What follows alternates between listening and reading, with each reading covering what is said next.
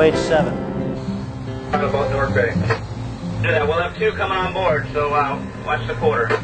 Ever since 1931, the world's captains have learned to rely on the expertise of the Port Everglades pilots to move their ships safely in and out of this busy seaport.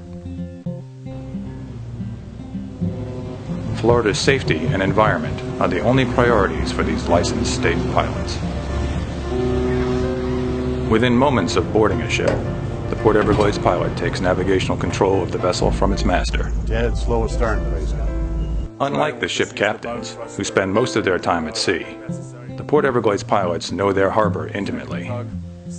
Most captains are very familiar with their ship. They know about their ship, but they don't really know the mechanics of ship handling like we do. 3 to 5 miles offshore. The only way on and off this moving ship is by climbing hand over hand on a rope ladder, swinging off the sheer steel sides. On 365 days and over 10,000 ship movements a year, it's a drama that is repeated over and over, day and night. In good weather,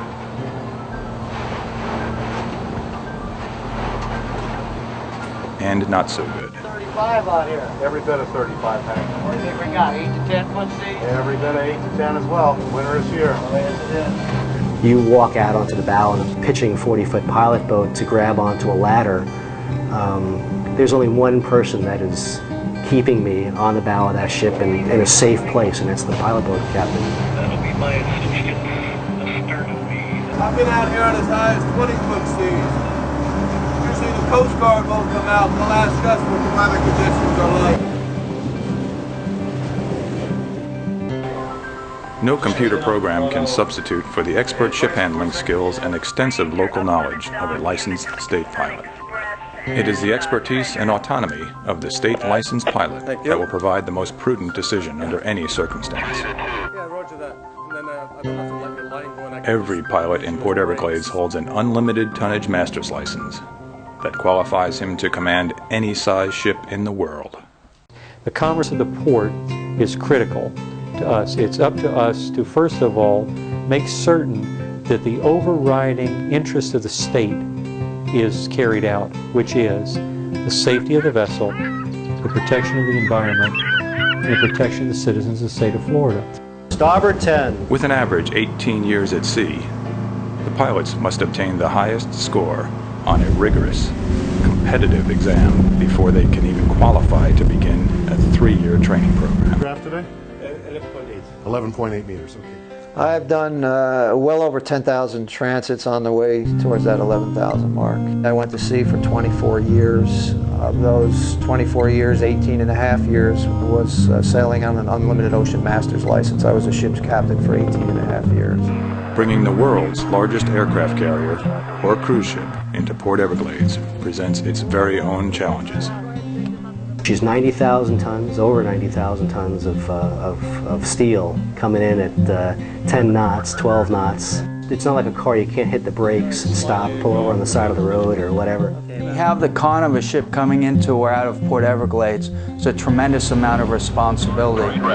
You're responsible for the movement of the ship, the speed of the ship, any damage which can occur when you're doing the transit. You have to work the tugs, you have to be cognizant of the tides, the currents, wind at all times, and also the small boat traffic.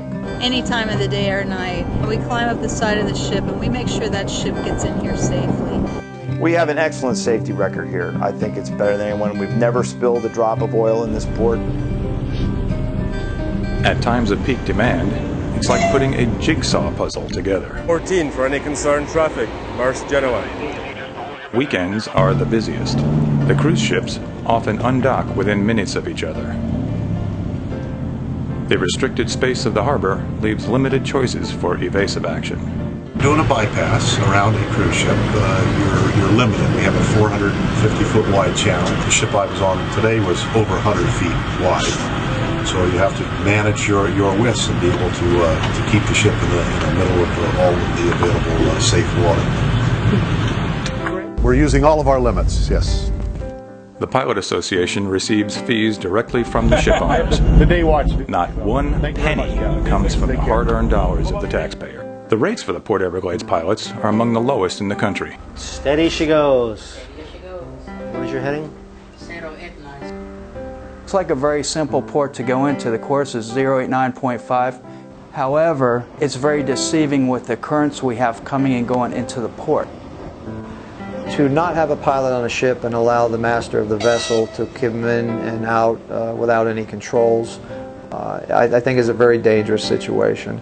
They don't have the skill necessary to transit the port, and as well as the dockings and undockings that are required at Port Everglades. There's nothing forgiving about Port Everglades. There's no mud to back into or ground or any soft sand any place.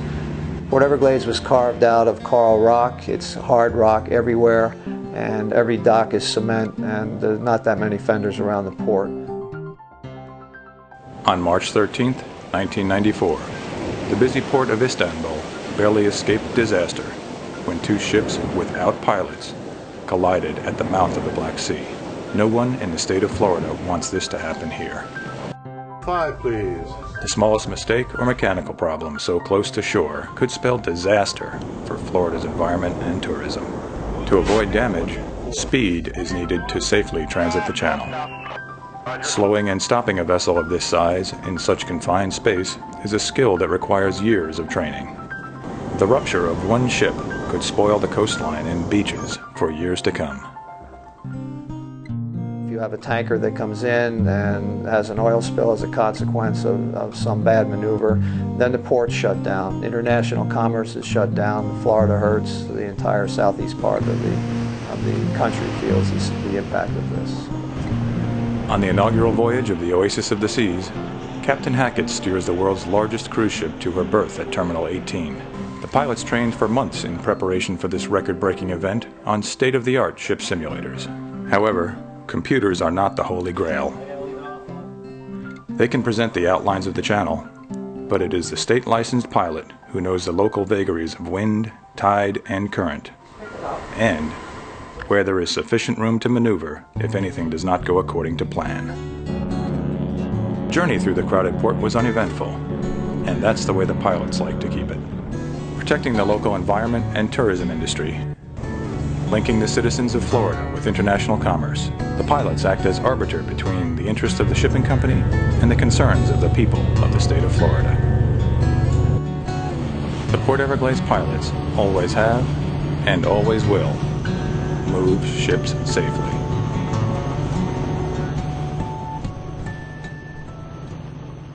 You can swing out to 90, work ahead slow.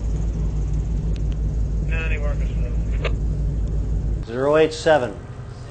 Back up the side. Oh yes, Captain, thank you.